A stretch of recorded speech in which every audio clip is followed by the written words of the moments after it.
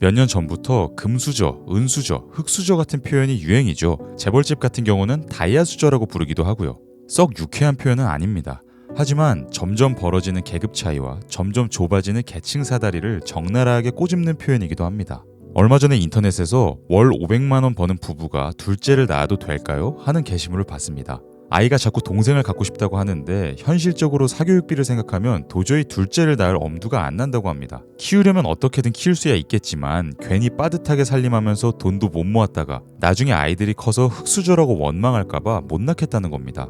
요즘 청년들이 자녀 갖는 것을 꺼리는 가장 큰 이유 중 하나는 아이에게 원망받고 싶지 않아서입니다. 잘 사는 집 자녀들이 얼마나 풍족하게 생활하는지, 얼마나 많은 지원을 받고 자라는지가 눈에 빤히 보이니 그만큼 잘해주지 못하면 아이가 불행하지 않을까 걱정이 되는 겁니다. 금수저의 삶은 참 편해 보입니다. 물론 그들도 나름대로 고충이 있고 또 집이 잘 산다고 해서 반드시 많은 지원을 받고 자라는 건 아니죠. 하지만 전반적으로는 보통 사람들과 비교할 수 없을 만큼의 혜택을 누리면서 자랍니다. 남들은 평생 노력해도 얻지 못할 확률이 99%인 것들을 그들은 이미 갖고 있습니다. 똑같이 한 대기업에 동기로 갓 입사한 두 명이 있다고 해봅시다. 평범한 집 출신의 A는 이제 어떻게 돈 모아서 열심히 삶을 일궈나갈지 고민합니다. 그런데 빵빵한 집안 출신의 B는 골프 치러 다니고 6, 7천만 원짜리 차를 끌고 다닙니다. 분명 똑같은 회사에 들어가 똑같은 월급을 받는데 삶이 너무나 다릅니다. 그리고 그걸 A는 계속 옆에서 지켜봐야 합니다. 허탈함을 안 느끼기가 쉽지 않습니다. 열심히 공부하고 노력해서 대기업에 들어갔는데 내가 평생 노력해서 이룰 수 있는 것보다 많은 걸 이미 타고난 사람을 봅니다. 심지어 이건 그나마 굉장히 희망적인 케이스죠. 적어도 대기업에는 갔으니까요. 대다수는 많은 임금을 받지 못하면서 주변에 혹은 미디어에 나오는 금수저와 자신을 비교해야 합니다. 여기에 대해서 현명한 위인들은 남들과 비교하지 말고 너에게 집중해라 라고 말할 겁니다. 하지만 저는 이렇게 자신에게만 집중하라고 말하는 유의 철학은 상당히 조심해서 받아들여야 한다고 생각합니다. 인간의 현실적인 삶에서 남과의 비교는 어쩔 수 없이 일어나는 일이기도 하고 또 나 말고 남에게도 관심을 가져야 사회의 변화가 일어날 수 있으니까요. 사람들이 다 자기에만 집중하고 주어진 조건에 만족한다면 사회의 병폐가 없어지지 않을 겁니다. 우리는 자신을 넘어서 항상 타인과 함께 살아가는 세계에 관심을 기울일 줄 알아야 합니다.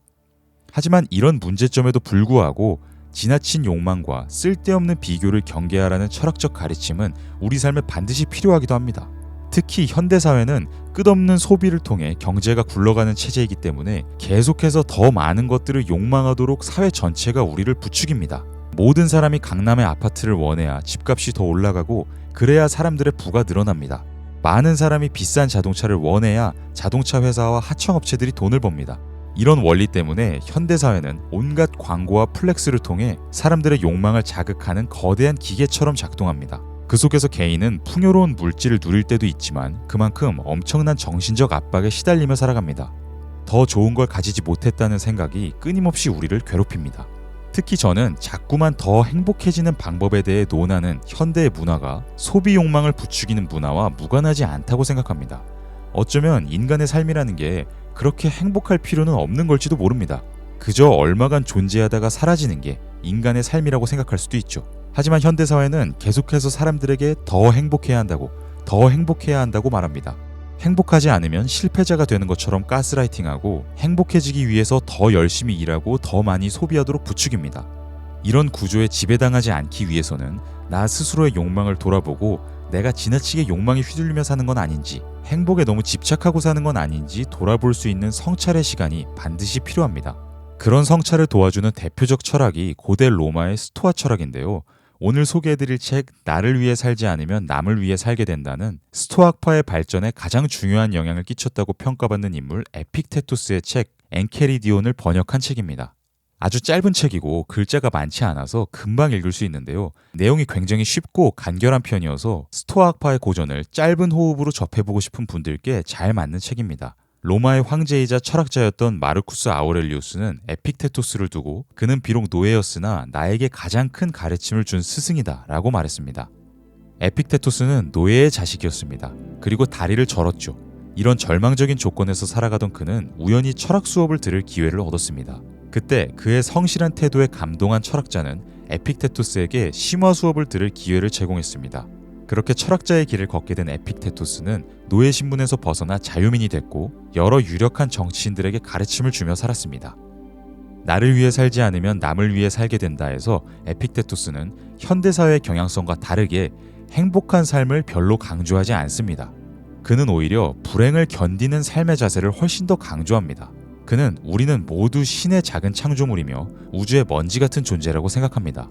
인생이란 하나의 짧은 연극 같은 것인데 그 안에서 무슨 배역을 맡을지는 우리에게 달린 일이 아닙니다. 누군가는 행복한 배역을 맡을 수도 있고 누군가는 비극적인 배역을 맡을 수도 있습니다. 누구는 주인공이 될 수도 있고 누구는 엑스트라가 될 수도 있죠. 에픽테토스의 생각에 따르면 이건 우리 손에 달린 일이 아닙니다. 신의 뜻, 운명, 우주의 원리에 따라서 일어나는 일일 뿐이죠. 우리는 우리 스스로가 선택할 수도 없는 일로 괜히 좌절할 필요가 없습니다. 무슨 배역을 맡든 조화롭게 연극 속에 존재하며 불필요한 고통에 빠지지 않는 것이 가장 중요합니다. 삶에는 많은 고통이 있습니다. 그중 어떤 건 내가 어떻게 할 수 없지만 나의 힘을 통해 충분히 없앨 수 있는 것들도 있습니다. 나의 통제력을 발휘해 내가 할 수 있는 한 가장 덜 불행감을 느끼며 사는 게 가장 중요합니다. 그 이상으로 더 큰 행복을 누리는 건 내 손에 달린 일이 아닙니다. 우주가 정한 운명이죠. 누군가는 어마어마한 행운을 누리며 많은 기쁨 속에서 살아갑니다. 부잣집에서 태어나 수려한 외모와 준수한 두뇌를 타고났으면 참 복이 많은 생을 살겠죠. 나도 그렇게 되면 좋을 겁니다. 하지만 그건 내 힘으로 할 수 있는 일이 아닙니다. 그걸 바라는 건 욕심이고 이 욕심으로부터 인간의 가장 큰 불행이 시작됩니다. 에픽테토스는 말합니다. 욕망이란 한 번 적당한 기준을 벗어나면 무한히 뻗어나가기 마련이다. 여기서 에픽테토스는 절제의 중요성을 말하고 있습니다. 한 번 궤도를 이탈해 내 힘으로 할 수 없는 것들, 운명에 의해 나에게 허락되지 않은 것들에 과한 욕심을 부리고 그쪽 방향을 추구하며 살게 되면 그 욕심은 점점 커져서 나의 균형 잡힌 삶을 불가능하게 만들 정도가 됩니다. 처음에는 적당한 보상에도 만족할 줄 알았던 사람이 점점 큰 사치에도 만족할 수 없는 사람이 되죠. 에픽테토스는 이렇게 욕망에 이끌려 다니는 삶은 노예의 삶과 같다고 생각했습니다. 이룰 수 없는 욕심이 자꾸만 자신을 불안하게 만드는데도 거기서 벗어날 자유를 발휘하지 못하니까요. 이런 노예 같은 상태에 빠지지 않기 위해 에픽테토스는 태도와 습관을 적절히 관리해야 한다고 생각했습니다. 내가 할 수 있는 것에 집중하며 내가 할 수 없는 것을 탐하지 않는 자세를 유지하기 위해 경계를 늦추지 말아야 한다는 거죠. 또한 에픽테토스는 자신이 잘할 수 있는 일에 집중하라고 조언하기도 했습니다. 자신이 능력을 타고난 일에 시간을 쏟기에도 인생의 시간은 부족합니다. 그런데 괜히 자신이 잘할 수도 없는 일에 집착하면서 자꾸만 그쪽에서 성과를 이루려 하다 보면 잘하는 것도 제대로 하지 못하게 됩니다. 이건 과욕입니다. 당장은 내가 원하는 걸 쫓으니 좋다고 생각할 수도 있으나 사실은 할 수 없는 일에 대해서 환상을 부리고 이룰 수 없는 행복을 꿈꾸고 있는 겁니다. 따라서 우리는 인생에서는 항상 하나를 선택하면 나머지는 포기할 수밖에 없다는 걸 잘 인지해야 합니다. 에픽테토스는 파티에 가서 맛있는 음식을 많이 먹는 것과 사람들과 친교 활동을 많이 하는 것 중 하나만 선택할 수 있다고 말합니다. 둘 다 하려고 하면 하나도 제대로 되지 않습니다. 우리는 하나의 일에만 집중하고 나머지 하나까지 가져가려는 건 욕심이라는 걸 인지해야 합니다. 이렇게 에픽테토스는 내가 할 수 있는 것에만 집중하라고 이야기했지만 그렇다고 남한테 신경을 끄고 나 혼자서만 잘 먹고 잘 살라고 이야기한 건 아닙니다. 그는 오히려 국가나 동료를 지지하는 것이 삶에서 중요하다고 생각했는데요. 그가 어떤 절대적인 도덕적 가치를 믿었기 때문에 이런 주장을 한 건 아닙니다. 저는 오히려 그가 인간이 우주의 먼지에 불과하다고 생각했기 때문에 도덕을 지킬 가능성도 긍정했다고 생각합니다. 왜냐하면 인간이 어차피 우주의 거대한 원리에 의해 생겨났다가 사라지는 존재라면 도덕을 지키는 것과 지키지 않는 것 사이에는 아무런 차이가 없거든요. 도덕을 저버리고 내 이익만 추구하고 살 수도 있지만 그만큼 남과의 조화로운 삶을 추구할 수도 있습니다. 이 둘 중 뭐를 선택할지는 내가 통제할 수 있는 사안이죠. 에픽테토스는 도덕과 상관없이 이기적인 삶을 살면 당장은 내게 이득이 되는 것처럼 보일지 모르나 장기적으로는 개인에게 해롭다고 생각했던 것 같습니다.